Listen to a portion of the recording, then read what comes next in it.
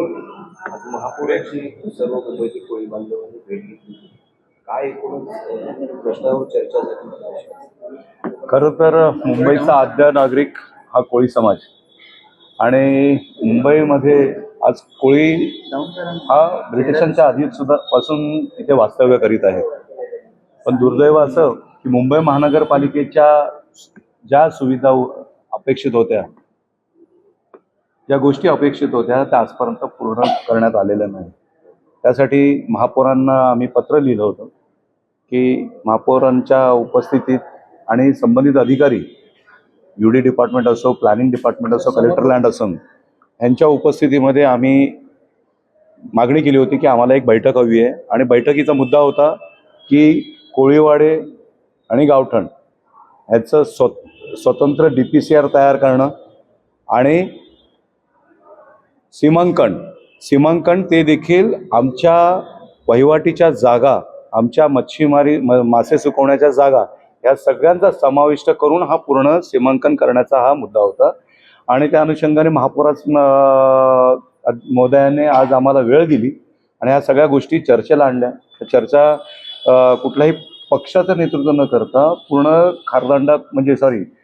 कोळीवाडा गावठण संघाच्या माध्यमातून मुंबईतील तमाम कोळीवाड्याच्या वतीनं आज पूर्ण समिती इथे उपस्थित होती आणि या समितीच्या माध्यमातून हे सगळे विषय मांडण्यात आले. आणि त्यात विषय मांडताना आमच्या उज्ज्वलाताई देखील तिथे उपस्थित होत्या, ज्यांनी सविस्तररित्या महापौरांपर्यंत हा विषय मांडला. तर DPCR कसा मांडला किंवा सीमांकन कोणत्या पद्धतीने अपेक्षित आहे आणि पुढे महापौरांनी काय निर्देश दिले किंवा काय सूचना दिल्या त्या देखील आपणास उज्ज्वलाताई सविस्तररित्या सांगतीलच.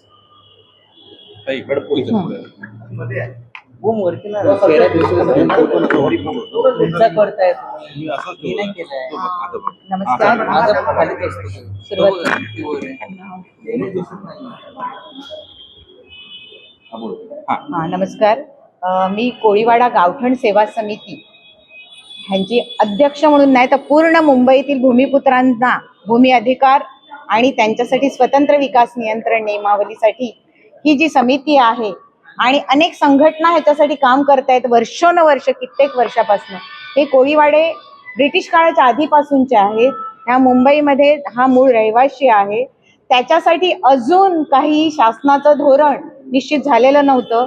पण त्या धोरणावर 2011च्या नोटिफिकेशननुसार CRZच्या की ह्या भूमिपुत्रांना आणि ह्या मच्छीमार समाजाला जो ह्या समुद्रावर निर्भर आहे, त्याचं लाईव्हलीहूड, त्याचा उदरनिर्वाह त्याला कसं सुरक्षित करता येईल, त्याच्या उदरनिर्वाहाच्या जागा आहेत त्या कशा सुरक्षित ठेवता येईल, यासाठी केंद्र शासनाने केलेल्या CRZच्या 2011च्या नोटिफिकेशननुसार ह्या कोळीवाड्यांचं सीमांकन होऊन त्या जागा त्या तिथल्या गावातल्या स्थानिक गावातल्या रहिवाशांच्या संस्था आहेत, मच्छीमार संस्था आहेत, ट्रस्ट आहेत, ज्या ब्रिटिश काळाच्या आधीपासूनच रजिस्टर्ड आहेत त्या ट्रस्ट आणि त्यांच्याकडे त्यांचे भूमी अधिकार शाबूत आहेत.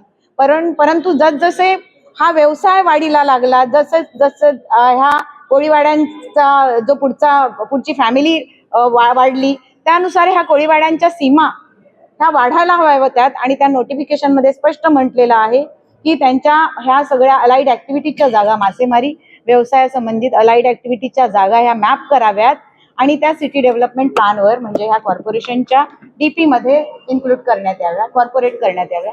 पण अजूनही हा 2011च्या कायद्यानुसार 2013ला महाराष्ट्र शासनाने नेमलेल्या कमिटीने सर्वेक्षण करून 2015ला अजूनही ते मॅप तयार झालेले नव्हते. पण आम्ही सतत ह्या पूर्ण मुंबईतील 12 कोळीवाडे शहरातील आणि उपनगरातील 23 कोळीवाड्यांच्या सगळ्या प्रतिनिधींनी एकत्र येऊन ह्या समितीने आशिष शेलार साहेबांनी आम्हाला सल्ला दिला की तुम्ही अशी समिती नेमा की तुमचा सतत पाठपुरावा होईल आणि तुम्हाला योग्य न्याय मिळेल. आणि त्यानुसार आम्हाला चंद्रकांत दादा पाटील ज्यावेळेला महसूल मंत्री होते त्यावेळेला तत्कालीन महसूल मंत्र्यांनी आम्हाला बऱ्याचशा मीटिंग्स दिल्या आणि 2013ला शासनाने नेमलेल्या कमिटीला समोर ठेवून ह्या सीमांकनाच्या प्रोसेससाठी त्यांनी नुसतं सर्वेक्षण होऊन कामी नाही तर हे कोळीवाडे आहेत ते ह्याच्या BMCच्या रेकॉर्डवर आहेत ते, तसंच CMFR central marine fisheries research institute ह्यांच्या डेटामधले कोळीवाडे किती आहेत, म्हणजे ते फिशिंग विलेजेस आणि फिशरीज डिपार्टमेंट, महाराष्ट्र गव्हर्नमेंटचं जे मत्स्य खातं आहे त्यांच्या डेटा, त्यांच्याकडला डेटा मागवला, म्हणजे तिन्हीकडला डेटा मागून ह्यात ज्या सुधारणा केल्या त्यानुसार ह्या सगळ्या कोळीवाड्यांचं सीमांकन व्हावं असं 2018ला चंद्रकांत दादांनी आदेश काढले.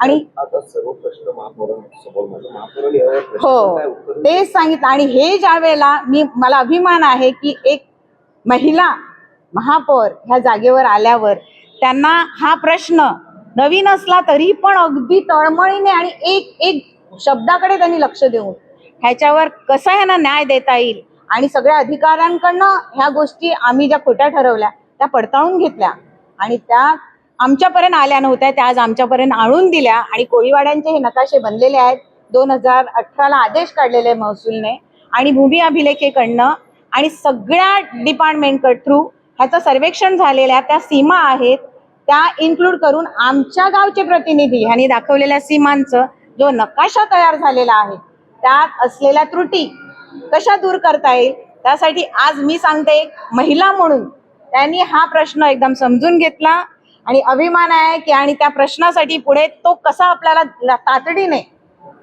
हा दूर करता येईल, हा इथल्या मूळ भूमिपुत्रांचे मुद्दे आहेत, ते त्यांचे अधिकार आहेत, भूमी अधिकार आहेत आणि त्यांच्यासाठी जो स्वतंत्र विकास नियंत्रण नियमावली बनावी असं तत्कालीन सरकार त्यावेळेला फडणवीस साहेबांनी आदेश दिलेले होते. आणि तो DCR कसा असावा, स्वतंत्र विकास नियंत्रण नियमावली कशी असावी त्याचा ड्राफ्ट पण आम्ही दिला आणि तो ड्राफ्ट आम्ही बनवून दिलाय. कारण प्रत्येक कोळीवाड्यांची भौगोलिक परिस्थिती वेगवेगळी आहे आणि त्या वेगवेगळ्या परिस्थितीनुसार ते DCR आम्ही त्याचा ड्राफ्ट बनवला आणि तो आज आम्ही महापौर मॅडमच्या कडे सुपूर्त केलेला आहे. आम्ही आयुक्तांना पण देणार आहे कारण मागच्या आयुक्तांनी ह्याच्यावर एक बैठक लावलेली आणि आम्ही केलेल्या DCRचा ड्राफ्टवर UDRIच्या मदतीने आम्ही केलेल्या ड्राफ्टवर त्याचं प्रवीण परदेशी सरांच्या समोर प्रेझेंटेशन झालेलं आणि त्यांना तो ड्राफ्ट खूप आवडला. आणि पराग राऊत हे BMCचे त्यांनी अपॉइंट केलेले, त्यांनी केलेला ड्राफ्ट आणि हा सिमिलर आहे असं म्हणाले. आणि त्यांनी आम्हाला आवाहन केलं की तुम्ही दोन, एक शहरातला कोळीवाडा आणि एक उपनगरातला कोळीवाडा असा दोघांचे आम्हाला मॉडेल प्लॅन करून द्या, खर्च आम्ही देणार.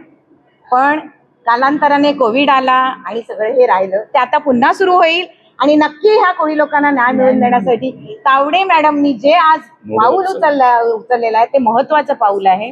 हे तात्काळ दूर व्हावं ही तुमची आपली अडचण, हा प्रलंबित प्रश्न 2011 ते आज 2026 आहे, तर हा दूर व्हावा म्हणून स्पेशल नोडल एजन्सी नेमली जावी असं त्यांनी, अशी आम्ही मागणी करावी असं त्यांचं म्हणणं आहे. आणि मी खरंच त्यांचा धन्यवाद देते, त्यांनी आम्हाला योग्य सल्ला दिलेला आहे आणि ती योग्य तऱ्हेने आता त्याची अंमलबजावणी होईल अशी आम्हाला आशा आहे. गावठण कोळीवाड्या